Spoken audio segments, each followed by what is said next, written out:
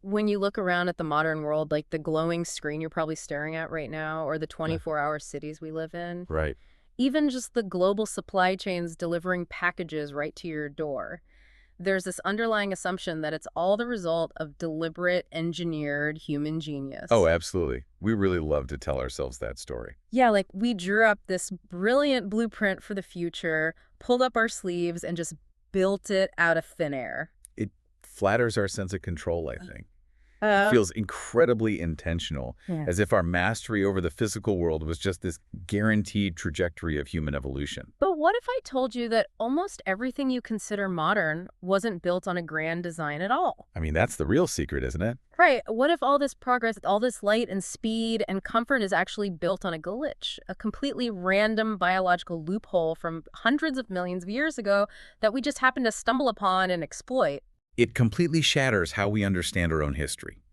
And if you pull the thread on that idea, you quickly realize that we're going to explore how humanity learned to essentially burn the deep geological past to command the present. Which is just a wild concept to wrap your head around. It really is. And ultimately, we have to ask whether we have the discipline to stop before we burn the future. Well, we've got an incredibly fascinating journey for you today. Our sole source for this deep dive is a sprawling, deeply philosophical, and exhaustively researched document titled Coal, the Black Stone That Taught Humanity to Burn Time. It's a massive piece of work. It really is.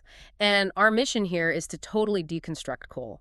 Not just as that dirty, dusty rock we hear about on the news or in political debates, but as compressed time. Yes, compressed time, exactly. As humanity's ultimate shadow fuel, it is the absolute engine of both modern progress and unprecedented planetary risk. The defining paradox of civilization is buried right in that rock. We took a dormant ancient energy, an accidental battery that the planet essentially forgot about, and we used it to accelerate absolutely everything.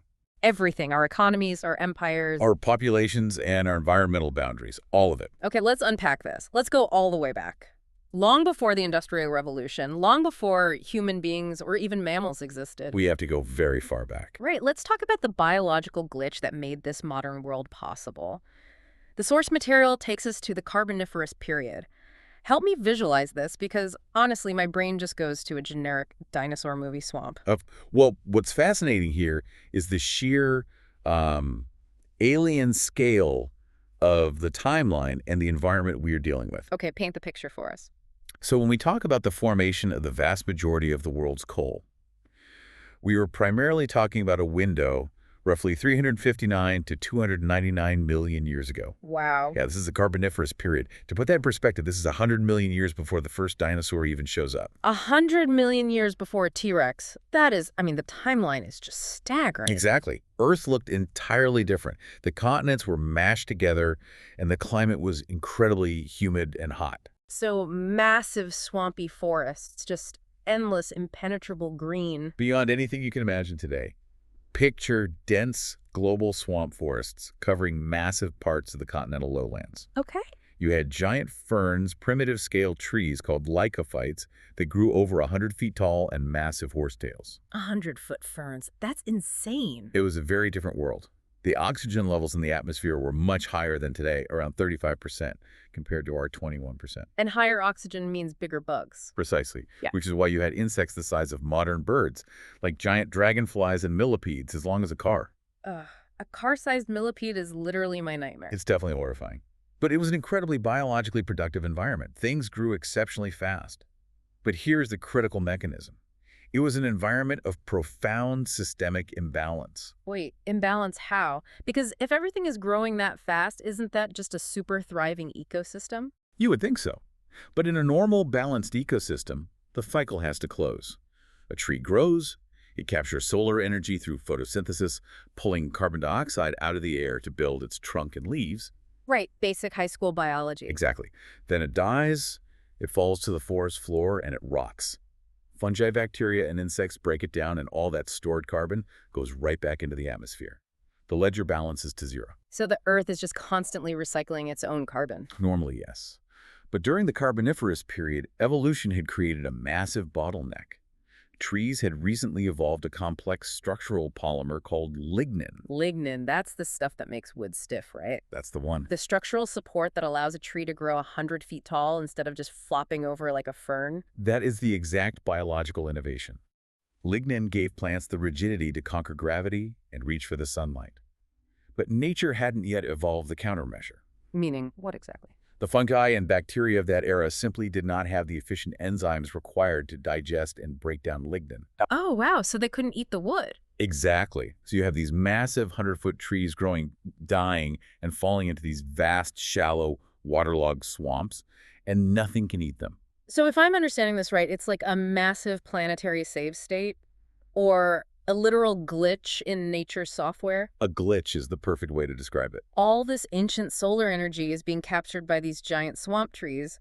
But when they die and fall into the water, the recycling mechanism is just totally broken. They don't rot. They just pile up. They pile up in staggering quantities.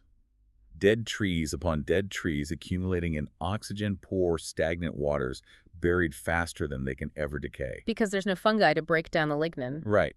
Because they don't rot, the carbon doesn't return to the atmosphere. It gets locked away underground.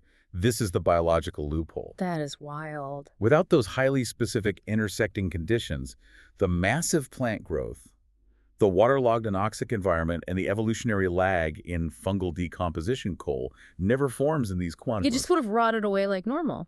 Yes, the carbon would have just returned to the air, and our industrial revolution never happens. That is wild to think about. It's an accident, a total geological accident of preserved imbalance. But, I mean, a pile of unrotted wood in a swamp isn't coal. No, it's certainly not. You can't run a locomotive on a wet log. How does a pile of dead swamp trees actually turn into the dense black rock we dig up today? I know the source says it's a 4-stage process, but I want to understand the mechanics of what the Earth is actually doing to this wood. The Earth essentially puts it inside a planetary pressure cooker for a few 100 million years.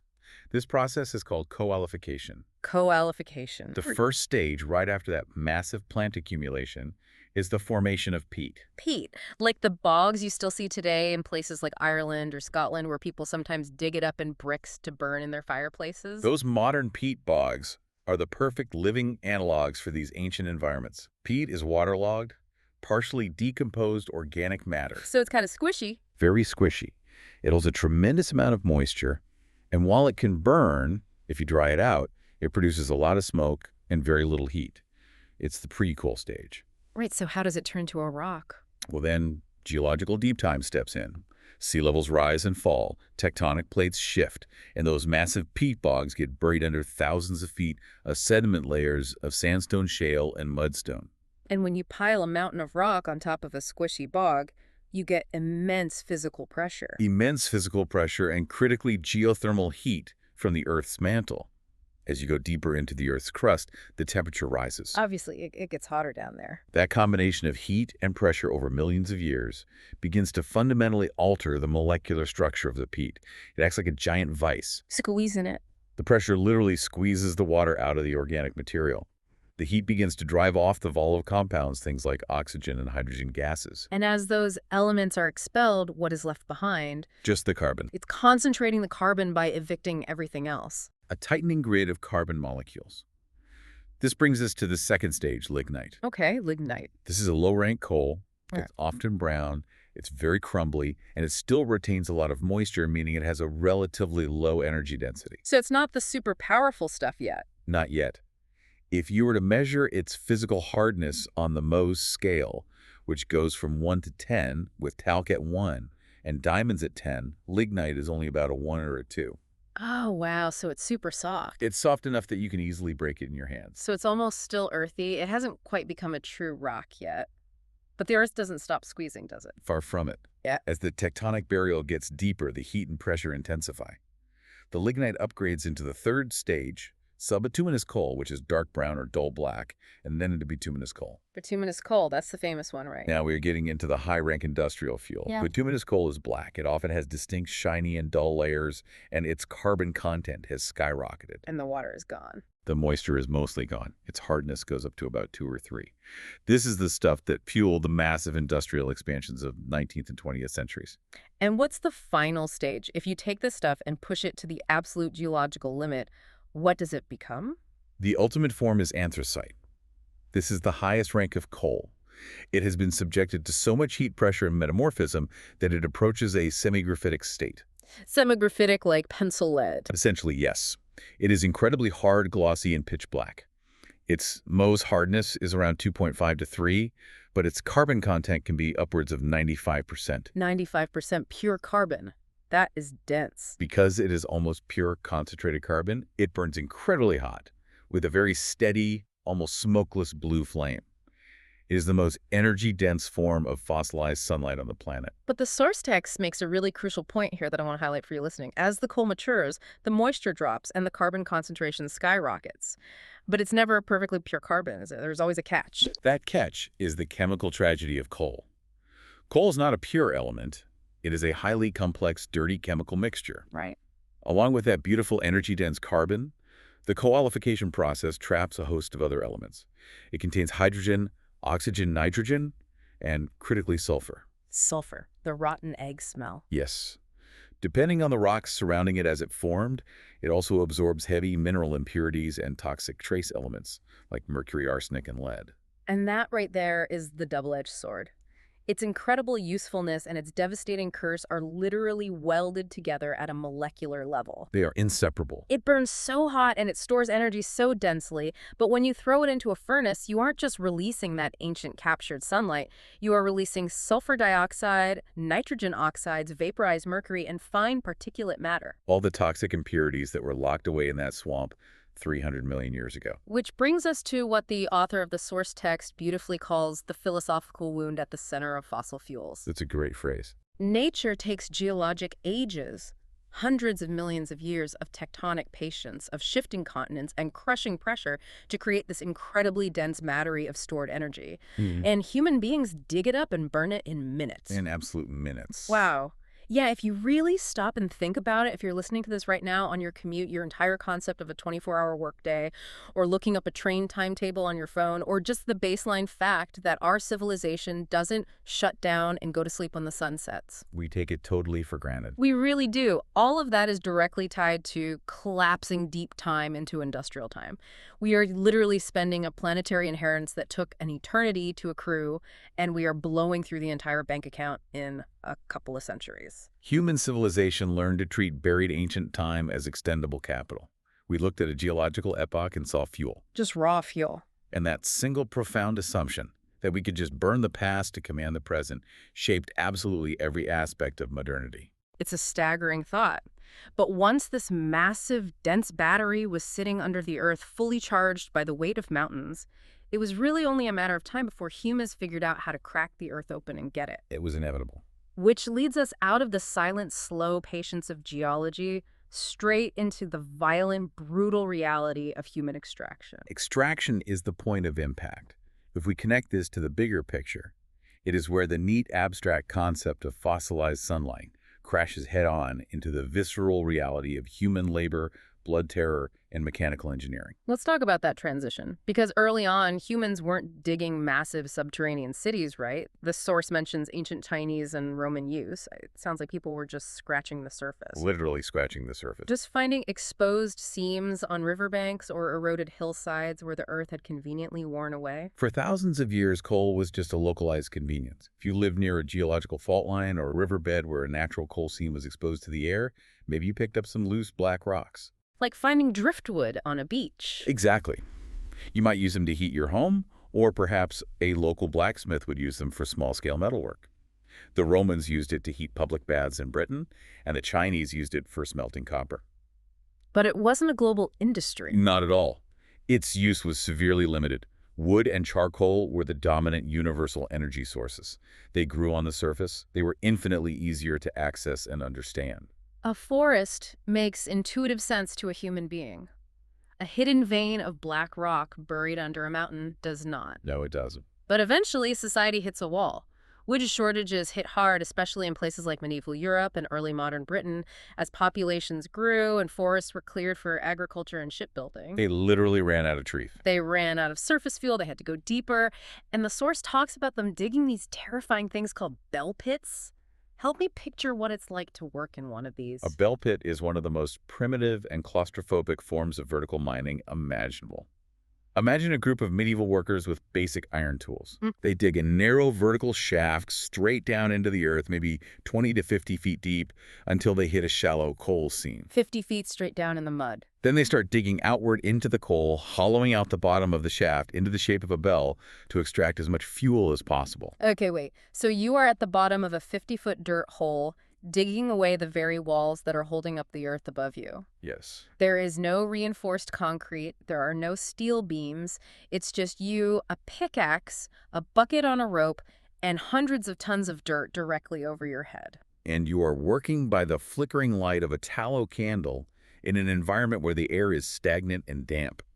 The moment the unsupported dirt and rock roof started groaning or looking remotely unstable, the miners would scramble up the rope, abandon the pit entirely, and start digging a brand new shaft a few yards away. Just leaving these hollowed out death traps everywhere. The landscape of early coal regions was just pockmarked with these collapsed, flooded, abandoned bell pits. They also used drift mines, which was simply tunneling horizontally into a hillside where a seam was visible following the vein into the dark. I can't even imagine the sensory deprivation of that. The smell of damp earth, the creaking of timber, the constant low-level dread of being buried alive. There's psychological torture. But that's still almost artisanal compared to what comes next. The Industrial Revolution changes the scale of everything. We go from scratching at the dirt and digging little bell pits to building entire underground factory complexes. The shift is conceptually staggering. As the shallow, easily accessible surface coal is exhausted, and as the industrial appetite for fuel explodes with the invention of steam power, you are forced to go deep underground.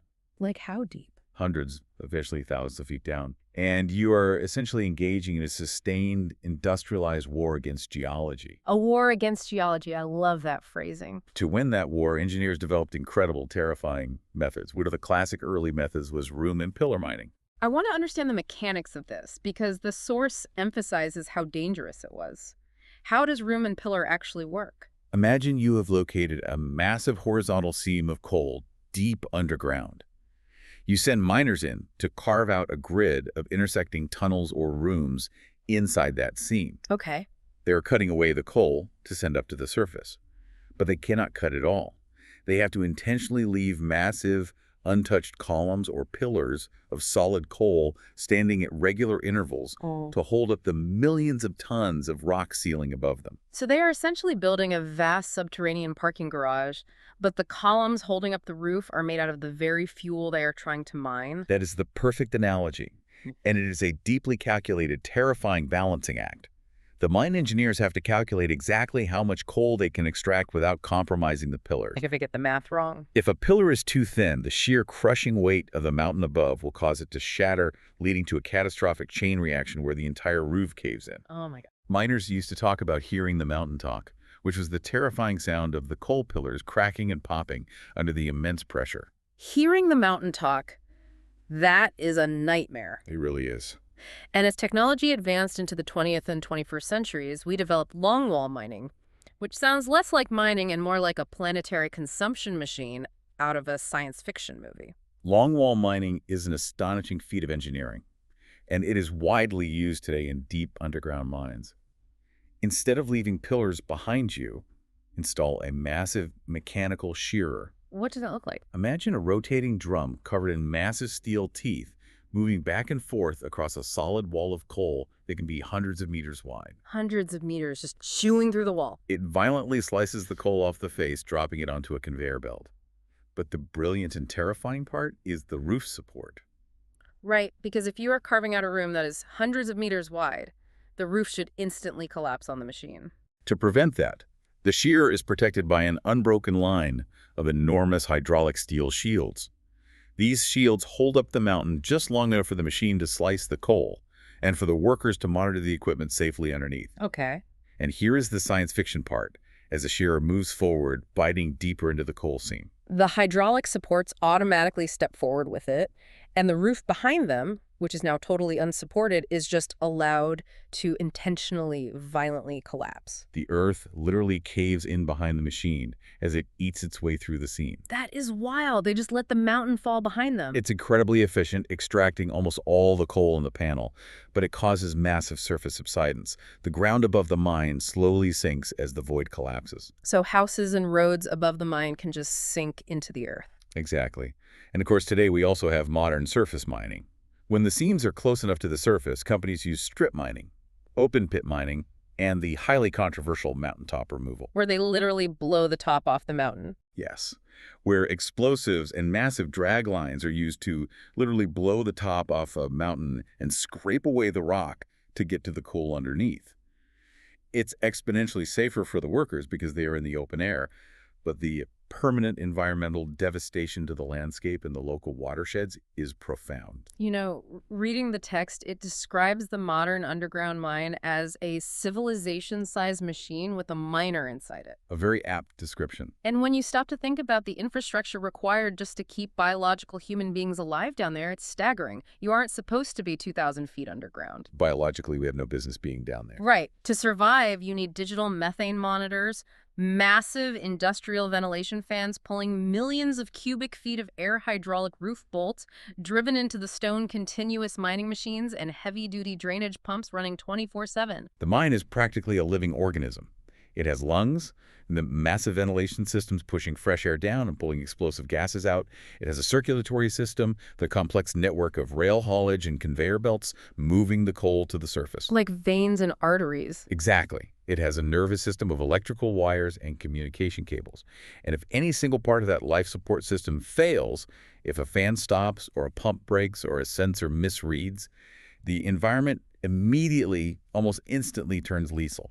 And that leads to a really dark question that I want to push back on. The source text makes it clear that coal was the foundation of everything. Unquestionably.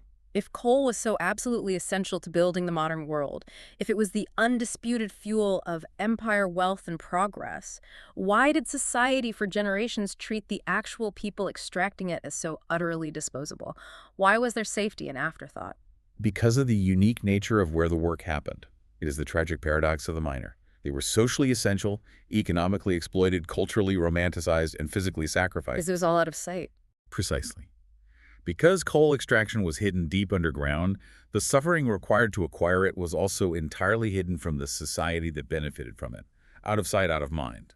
While the cities got brighter and warmer. The elite ownership class, the industrialists in the cities, captured the compounding power and wealth of the fuel, while the working class, trapped in isolated valleys and dark shafts, absorbed 100% of the physical risk. And the risks were not just abstract statistics. We aren't just talking about a tough day at a factory with a sore back.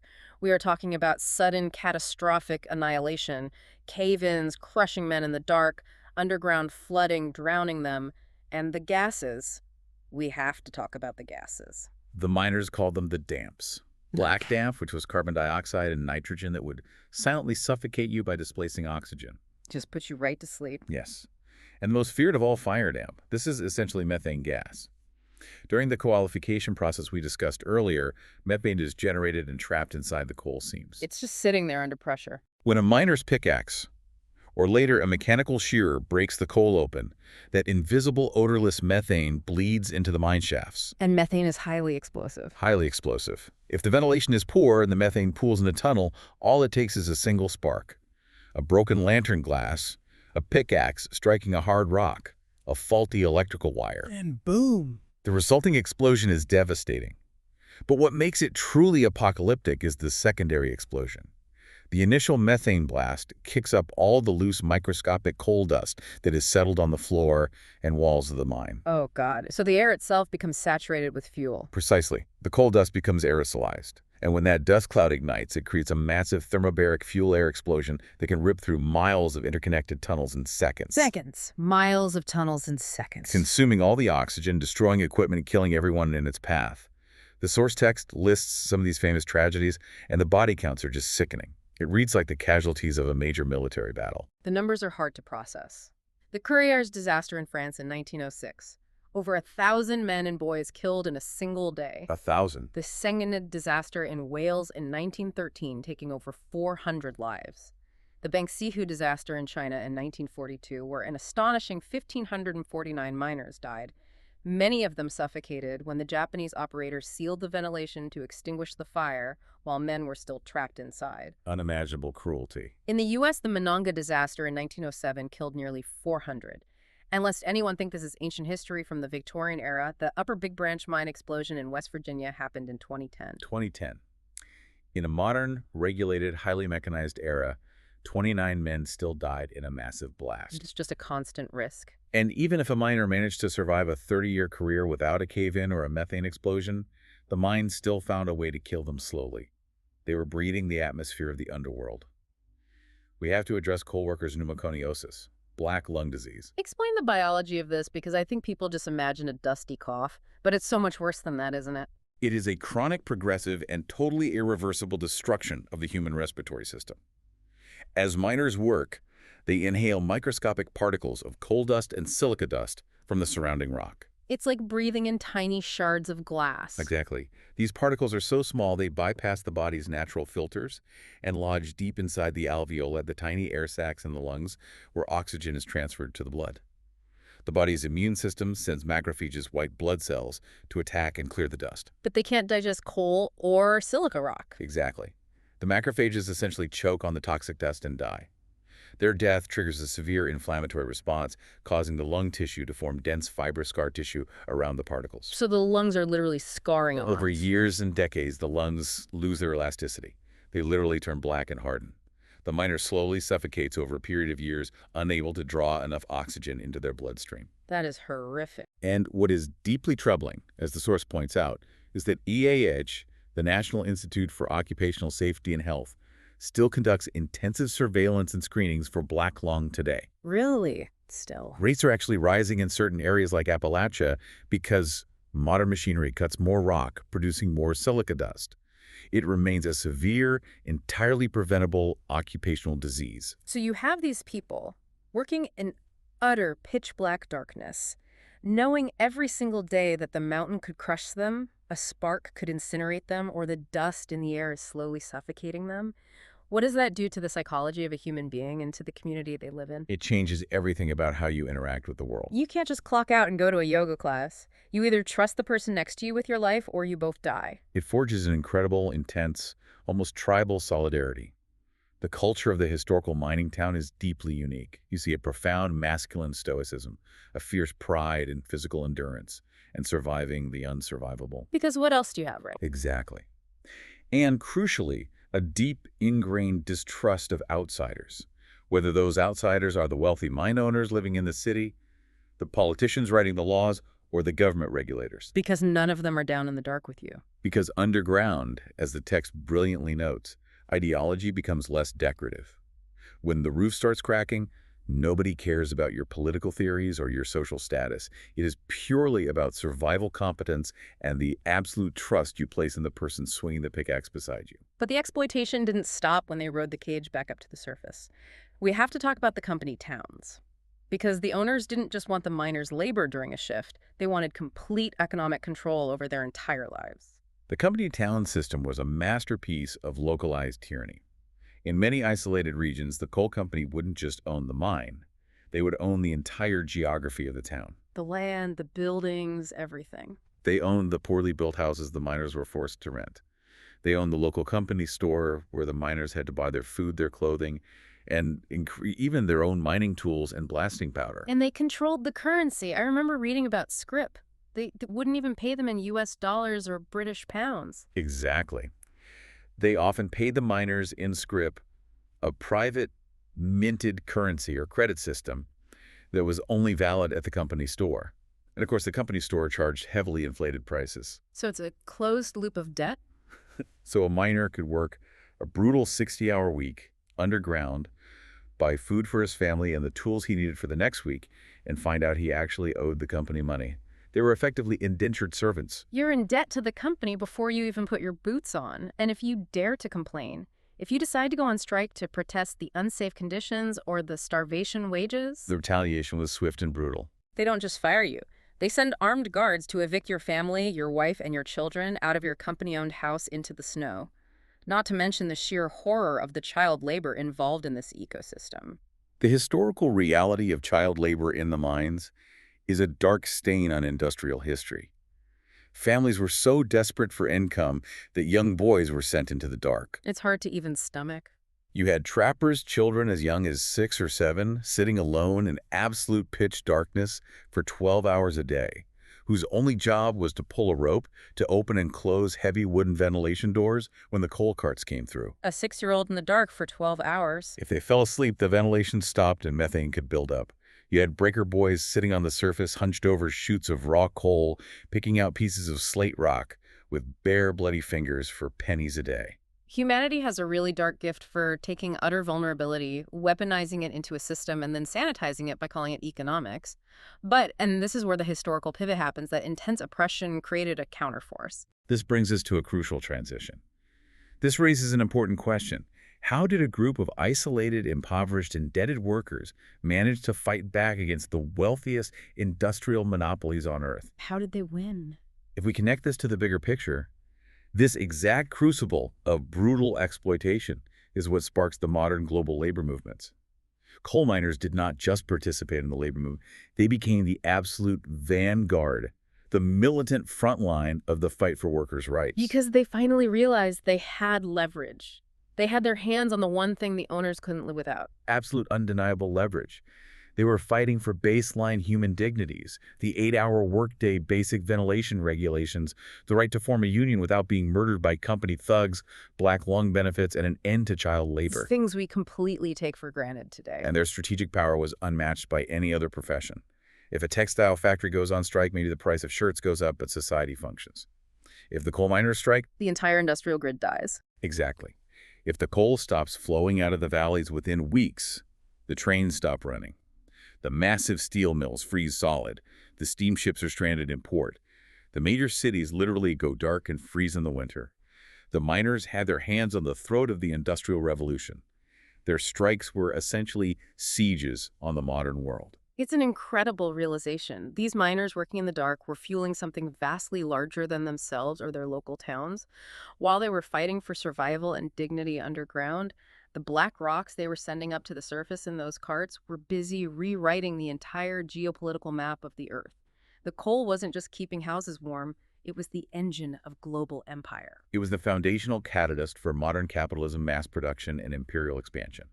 And the deepest irony of it all is that this entire global transformation really kicked off simply because miners had a water problem. Okay, yes. The feedback loop. I love this part of the source material. It's such a perfect historical accent. Walk us through the story of the very first steam engines, because it totally upends how we usually think about invention. Most people assume the steam engine was brilliantly invented by someone looking to build a locomotive or power a massive textile mill. But that's not true. Early steam engines, specifically Thomas Newcomen's atmospheric engine invented around 1712, were massive, incredibly inefficient, and ridiculously fuel-hungry machines. Right. They operated by filling a cylinder with steam and then spraying cold water into it to condense the steam, which created a vacuum that pulled a massive heavy piston down. It was slow and lost a massive amount of thermal energy with every single stroke. Because it was so terribly inefficient, it required mountains of coal to run.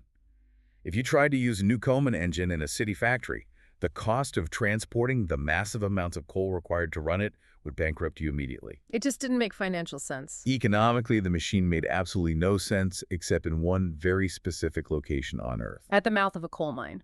Precisely. Huh? Because at a coal mine, the fuel was essentially free. It was literally piled up on the ground. You didn't have to transport it anywhere. But why did the mine need an engine? Because as surface coal ran out and miners dug deeper shafts, they hit the water table. The mines constantly flooded. You couldn't dig coal if the shaft was full of water, and teams of horses pulling up buckets couldn't keep up. So they installed these massive coal-guzzling steam engines at the mine heads solely to pump the water out. And there is the ultimate industrial feedback loop. They used coal to fire a steam engine to pump the water out of a coal mine, which allowed the miners to dig deeper and extract more coal, which they could then sell or use to build and power more steam engines. Coal mining created the exact machine that made more coal mining possible. The fuel birthed its own engine of extraction. And as engineers like James Watt eventually refined the steam engine, making it efficient enough to be moved away from the mine, the entire world changed. The source has a great line. Civilization found a black altar and called it progress. I mean, it makes total sense when you compare coal to the alternatives people were using at the time. A pile of coal, as the author says, waits like a disciplined soldier.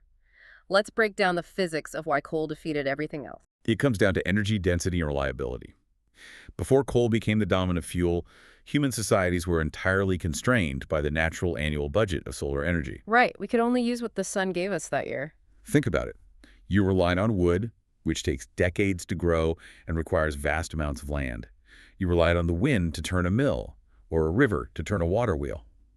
Or you relied on the muscle power of horses, oxen, and human beings, all of which need to be fed from agricultural land. And all of those are temperamental. You are at the mercy of the weather. If there's a drought, the river dries up and your water wheel stops. If the wind dies, your sails are slack. If a horse gets tired or sick, work stops. But coal is geological energy. It is millions of years of solar energy compressed into a tiny, dense, stable package.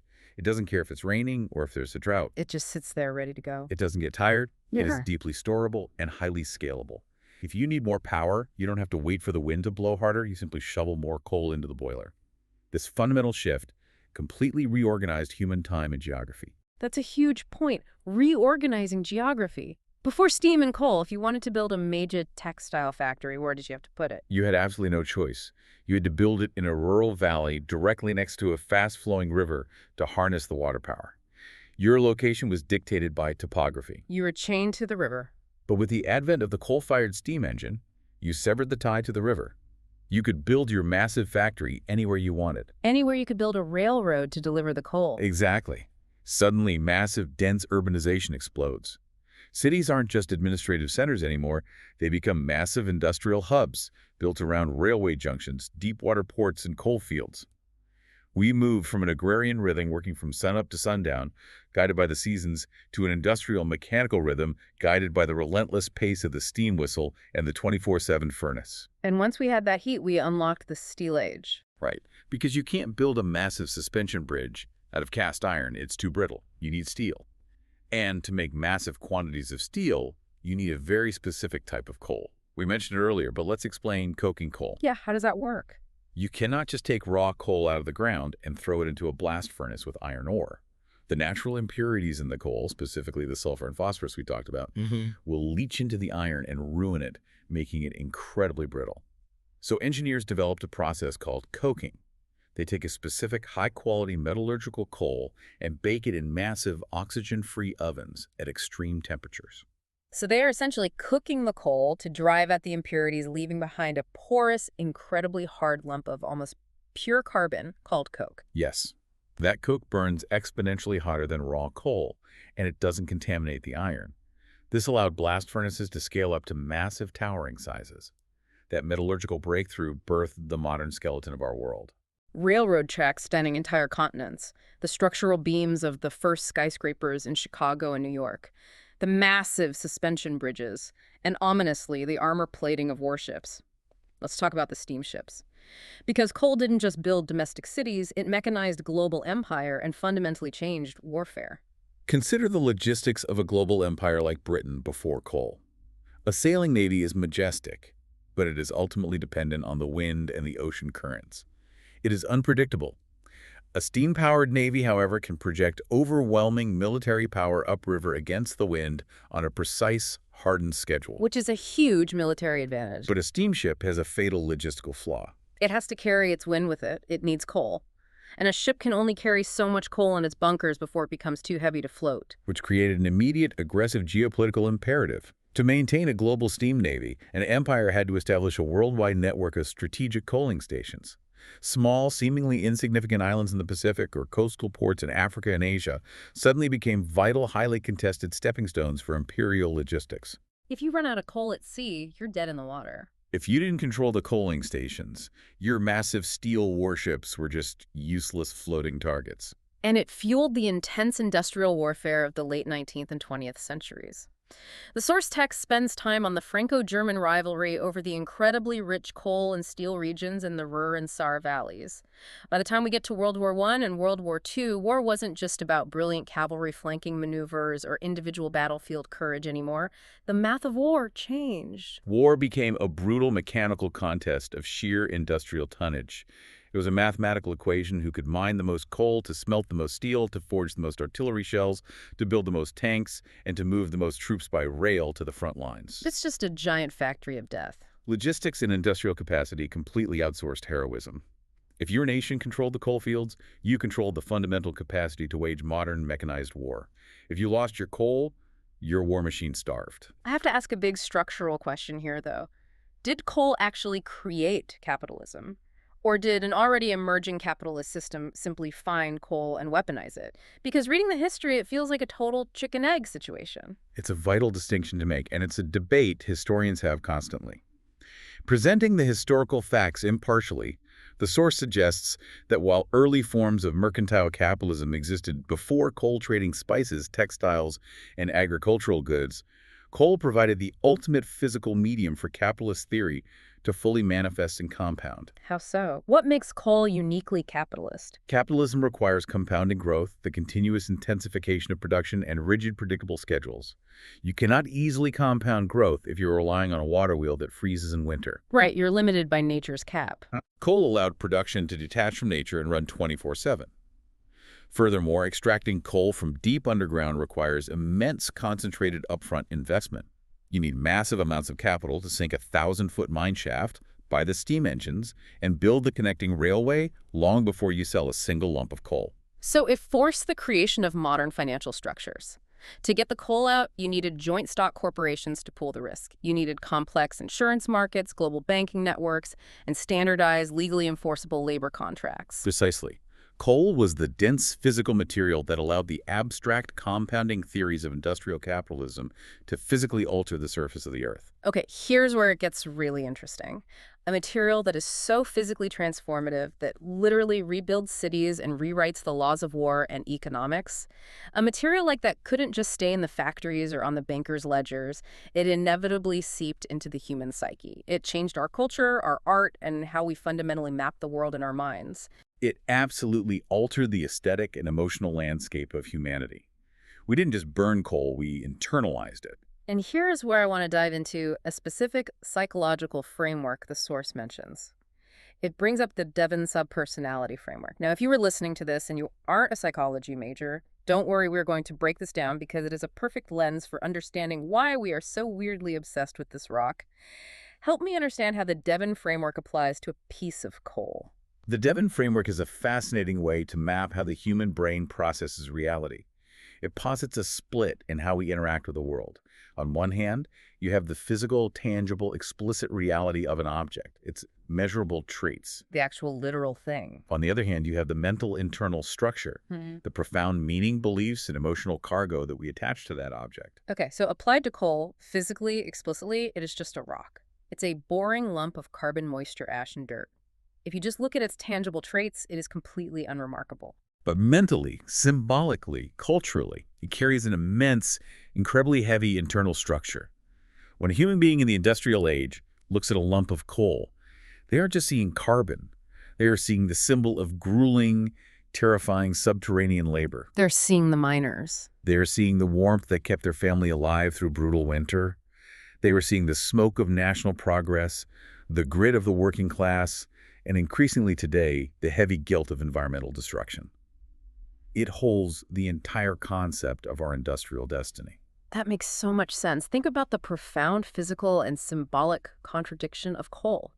It's pitch black, the color of darkness, yet it gives blinding light and intense heat. It is dead, ancient, fossilized plant matter, but it is vibrating with stored chaotic energy. A total paradox. It is physically filthy, it covers everything in black soot, but it was the exact fuel used to build the modern, hyper-sanitized, brightly lit world we live in.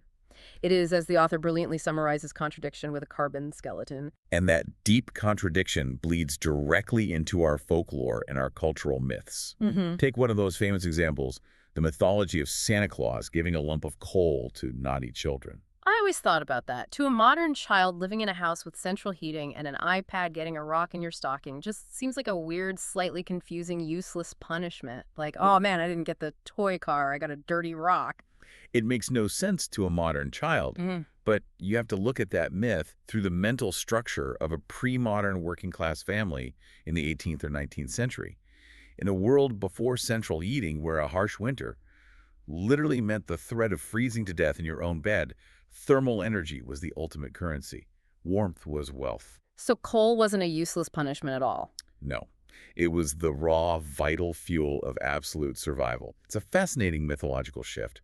The punishment wasn't giving the child something useless. The punishment was stripping away the luxury of a toy or a sweet and instead giving them the stark, brutal gift of raw, necessary utility. It was a reminder to the child, you are naughty, so you get no luxuries.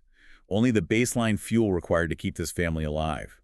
It shows how deeply existentially tied coal was to the baseline of human survival. That completely reframes the Santa myth for me. And it didn't just stay in folklore, it dominated our high literature and our aesthetics. You literally cannot read Charles Dickens or George Orwell without smelling the soot coming off the pages. And the source heavily references Emile Zola's novel Germinal. Germinal is arguably the greatest, most devastating novel ever written about the industrial working class. It is a masterclass in capturing the absolute horror, the animalistic conditions, and yet the fierce, unbreakable pride of coal labor in 19th century France. Coal essentially created what we now recognize as the dystopian aesthetic. Think about every steampunk movie, every dystopian video game, every description of a grim industrial city. The towering brick smokestacks, the thick yellow fog mixed with greasy black soot, the blackened brick tenements, the glowing orange fires of a foundry reflecting against a dark, polluted city sky. Before coal, human cities did not look like that. They couldn't look like that. Coal provided the visual and atmospheric language for industrial oppression, for environmental degradation, and for mechanical dehumanization. It literally painted the modern city black. And in doing so, it created an unbelievable psychological and physical class divide in how status was perceived. We touched on the elite owners earlier, but it's worth digging deeper into this mental split.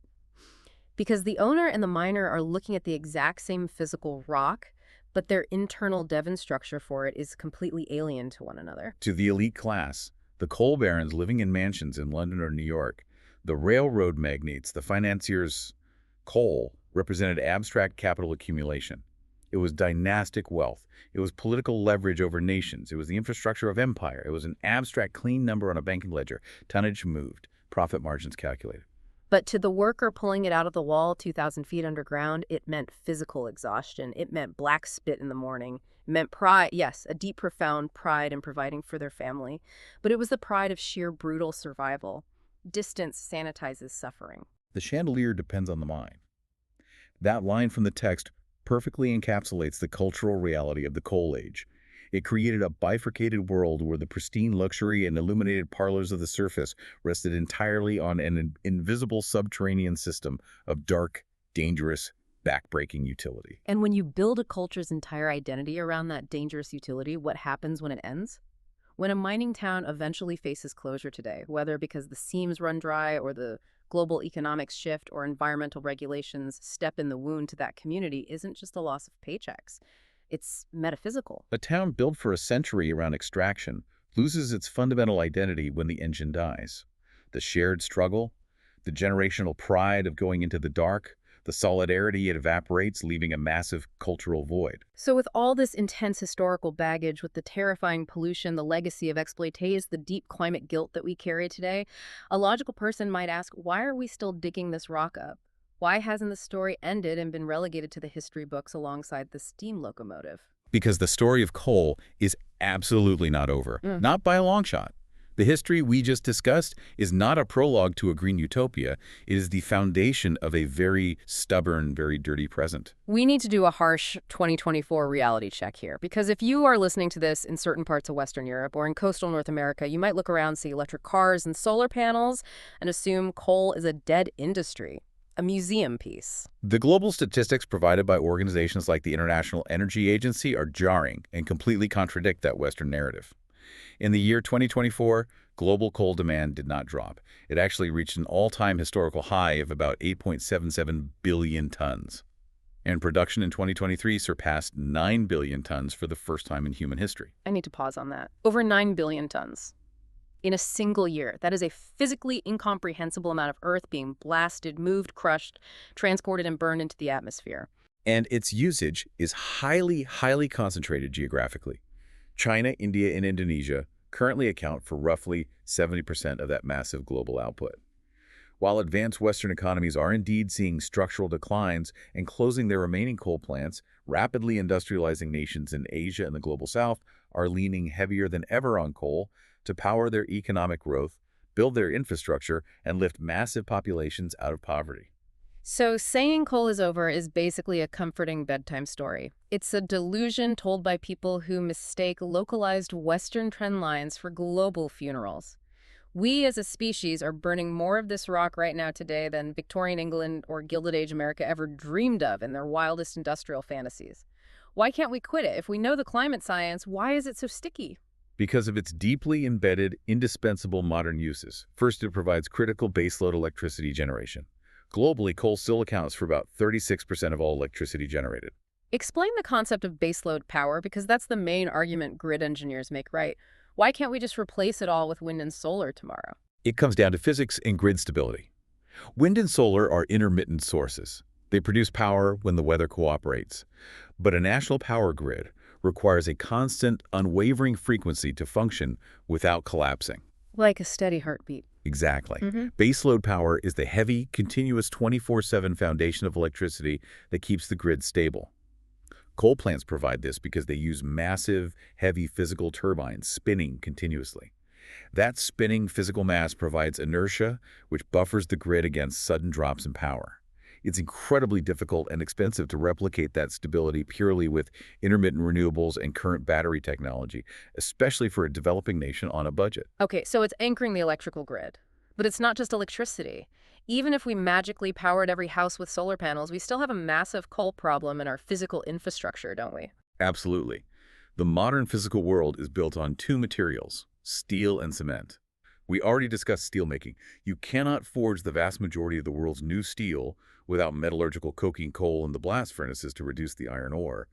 But cement is equally critical. To make Portland cement, which is the glue in concrete, you have to heat limestone in massive rotary kilns to temperatures around 1450 degrees Celsius. 1450 degrees, you can't just plug a kiln into a wall socket to get that kind of sustained, massive industrial heat. Exactly. Electricity is highly inefficient for generating that level of raw thermal mass. So the cement industry relies heavily on burning coal and petroleum coke inside those kilns. Without coal, global cement production grinds to a halt. Without cement, you don't build skyscrapers, you don't pour foundations, you don't build highways. And here is the ultimate, incredibly uncomfortable paradox of the green energy transition. It's the irony that nobody likes to talk about at climate summits. We know we need to transition. We want to build thousands of towering wind turbines. We want to construct massive solar farms across the deserts. We need entirely new reinforced transmission towers for smart grids and sprawling gigafactories to build millions of electric vehicles. And what are all those massive green technologies constructed from? Steel and concrete. Precisely. You cannot currently build the physical infrastructure required for a green renewable future without the massive output of the steel and cement industries. And those industries currently rely entirely on global coal supply chains. As the author of The Source brilliantly and bleakly puts it, the green transition has black fingerprints. We are literally forced to use the fuel of the old dirty world to construct the architecture of the new clean one. That is a staggering paradox.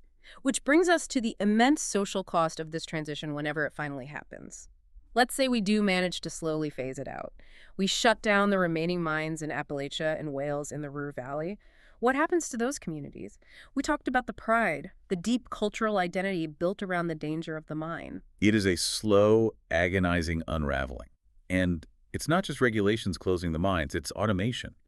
Modern mining companies are deploying autonomous haul trucks driven by GPS robotic shearers and drone inspections. They are producing massive amounts of coal with a fraction of the human workforce. So the working class regions are left with all of the permanent environmental scars, the toxic acid mine drainage, turning the rivers orange, the permanently altered flattened landscapes, the legacy of black lung, but they are losing the high-paying wages and the economic engine that justified enduring that damage in the first place. And when policymakers from the cities fly in and offer It solutions. often falls incredibly flat. Oh, man. We have to talk about the learn to code policy approach because it highlights the total disconnect. It is a deeply insulting tone-deaf approach to regional economic collapse. The text sharply refers to that kind of retraining rhetoric as a sneer wearing a cheap suit. A true transition for these communities cannot just be about handing a 50-year-old third-generation coal miner a pamphlet for a 6-week software boot camp and expecting them to move to a tech hub. Because you aren't just replacing a job title. A serious, actual, just transition requires replacing an entire cultural identity. It requires replacing a municipal tax base that funds the local schools, replacing healthcare pensions for men dying of lung disease, and replacing the generational meaning of the town itself. You can't code away a metaphysical void. This raises an important question, and we need to look at this with strict impartiality, presenting the realities of the global debate. How do societies on a global scale balance the very real, scientifically undeniable, terrifying reality of climate disaster against the immediate, desperate energy security and economic development needs of rapidly industrializing nations? Yeah. It seems like the most difficult, intractable geopolitical balancing act of our entire era. Because on one hand, the climate science is unequivocal. Coal is the central moral and technical problem of global warming. It is the most carbon-intensive of all the fossil fuels. Burning 9 billion tons of it a year emits vast planetary-altering amounts of CO2, creating existential risks like sea level rise, extreme weather, and ecosystem collapse. The math says we must stop. But on the other hand, look at it from the perspective of a developing nation in South Asia or Sub-Saharan Africa. For them, coal is not a luxury or a relic. It represents the fastest, cheapest, most reliable path to affordable baseload electricity. It represents the ability to build domestic steel, to alleviate mass poverty, to refrigerate medicines, to industrialize, and to achieve national economic sovereignty without relying on expensive imported gas or complex nuclear tech. You can't just stand at a podium in a fully developed, wealthy Western nation that built its entire fortune and infrastructure by burning cheap coal for 200 years and point a finger at a country trying to lift millions of people out of the dark and say, hey, sorry, the carbon budget is tapped out. You can't use the cheap, dense fuel we use to build our wealth. You have to buy expensive green tech. Exactly. Mature, realistic geopolitical thinking begins when we acknowledge that both sides of this agonizing debate are describing real, urgent things. The carbon emissions are a genuine planetary threat, but the need for reliable, affordable energy to build a modern life is a fundamental human right. The conflict is between our global collective climate survival and the sovereign right of nations to industrialize and prosper. And coal sits right at the dead center of that conflict, reigning as a stubborn, necessary, and incredibly dangerous king. Coal is not a simple villain in a cartoon. It's a wildly complicated, deeply embedded inheritance. We used it to break the chains of natural scarcity, and in doing so, we built a sprawling, magnificent machine that now threatens the future stability of the planet. Which really leads us to the final philosophical reckoning of this deep dive. When you pull all these threads together, the biology, the geology, the labor, the empire, what does our turbulent relationship with coal ultimately teach us about human nature? The author makes a brilliant classical comparison. They compare our use of coal to the myth of Prometheus, the titan who stole fire from the gods to give to humanity, sparking civilization but dooming himself to eternal punishment. But in our case, we didn't steal fire from Olympus. No. We stole it from the grave. We dragged it up from the crushed, fossilized graveyard of ancient forests. It is Promethean fire, but it is deeply subterranean. And it forces a haunting question. Are our present comforts, our technological miracles, truly legitimate if future generations are the ones who have to pay the invoice? That's the question that sits with me. We look around at our world, our massive hospitals, our global transit networks, our universities, our data centers. We built staggering cathedrals of human progress. But every cathedral requires a quarry. Every glowing screen and flipped light switch has a dark history of extraction of soot in the lungs and of long-term environmental consequence. It exposes the ultimate, perhaps tragic lesson about human ambition versus human restraint. We are brilliant, adaptable creatures. We can look at a dormant, buried, toxic black rock and figure out how to mathematically calculate the load-bearing strength of the mountain above it, extract it, burn it, and use it to power a machine that alters the atmosphere. We know how to build incredibly complex systems. But we are remarkably, almost willfully blind to long-term consequences. We learn to master and harness the violent fire of the underground externally long before we evolve the moral capacity to manage our own ambition internally. Our technological capacity to extract, to grow, and to expand always moves at lightning speed, far outpacing our wisdom. We became a species capable of acting on a massive geological scale, fundamentally altering the chemistry of the sky. But we still make decisions based on a human quarterly earnings scale. We are gods with the foresight of accountants. Wow. So we've taken quite a profound journey today. We started 300 million years ago with a biological glitch, massive trees that nature forgot how to rot quietly piling up in ancient silent swamps. We watched desperate humans scratch at the riverbanks, then dig deep, deadly, terrifying bell pits in medieval Europe. We saw coal power, the incredibly inefficient steam engines that pumped the mines, eventually birthing the Industrial Revolution and forging the steel skeletons of global empires. We trace its deep psychological impact from the folklore of Santa Claus to the brutal, heroic labor movements it ignited in the dark. And we confronted the stubborn, uncomfortable reality that even today, despite all our green ambitions, we are still violently pulling over 9 billion tons of this rock out of the earth every single year to keep the lights on. We learned better than any species in history how to burn the geological past, to frantically accelerate the present. And that leaves us with a final provocative thought to consider. As we rush headlong toward the next era of human progress, as we build massive, energy-hungry data centers to train artificial intelligence, and as we scour the earth for rare earth minerals to build batteries and maintain our momentum, what invisible shadow fuel are we beginning to burn today without realizing it? What hidden debt are we accruing, and what will our descendants look back on as the devastating hidden cost of our current era of progress? Thank you so much for coming on this deep dive with us today. Keep questioning the physical world around you, keep looking past the surface of the things you take for granted, and never stop asking the big questions about the hidden foundations of our daily lives. Until next time, remember that every massive system we rely on, no matter how permanent and engineered it seems, might just be built on a temporary loophole we haven't fully understood yet.